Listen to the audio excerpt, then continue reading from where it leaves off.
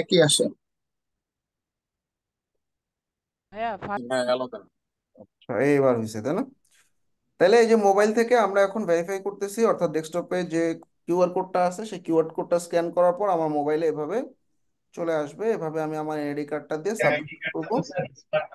একটু দাঁড়াও সবাই, হ্যাঁ, আর বলো না। এবার এবার টেক এ সেলফি। সেলফি নিতে বলতেছে, এই ক্যামেরার মধ্যে স্ক্রিনটা নিয়ে আসো। হ্যাঁ, একদম পুরো মাঝখানে রাখো। হ্যাঁ, এবার স্টপ রাখতে ইয়া, বলছে। আপনার এখানে তো আলো দেখা দিতেছে, এদিকে আসেন, এদিকে আসেন, এদিকে এসে ই করেন। আচ্ছা, তোমার একটু দাঁড়াও না। হ্যাঁ, মুভ ক্লোজার, একটু সামনে আসতে বলছে। হ্যাঁ, আর একটু সামনে, আর একটু ক্লোজ। হ্যাঁ, ঠিক আছে ঠিক আছে, আরো ঠিক আছে, সমস্যা নেই। জাস্ট একটু ভিতরে ঢুকো। হ্যাঁ, মোবাইল নাড়াইতে না করছে, ব্যাস হয়ে গেছে। সাবমিট ফটো দাও।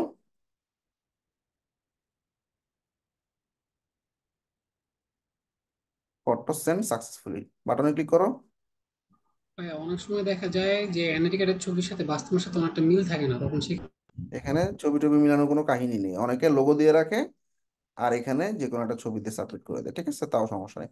So that's all. তাহলে আমি আমার ডেস্কটপের মধ্যে আমি নোটিফিকেশন পাইছিলাম ভেরিফাই করার জন্য, ওখানে একটা কিউআর স্ক্যানার দিছে বা মোবাইলে লিঙ্ক পাঠানো যায়।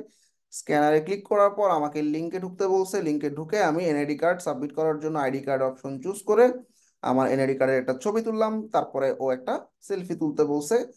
গোল স্ক্রিনের মধ্যে আমি আমার ফেসটা রেখে সাবমিট করে দিলাম। এখন ভেরিফাই হয়ে গেল। ঠিক আছে, তো আমাদের স্মার্ট আইডি কার্ড হলো সবচেয়ে সেফ। না হলে পাসপোর্ট অথবা আমাদের ড্রাইভিং লাইসেন্স দিয়ে করার চেষ্টা করব। বাট যদি একদমই কিছু না থাকে অনলাইন কপিতে করা যেতে পারে, বাট অনেক সময় আটকায় দেয় ফাইবারে অনলাইন কপিটা। ঠিক আছে, দ্যাটস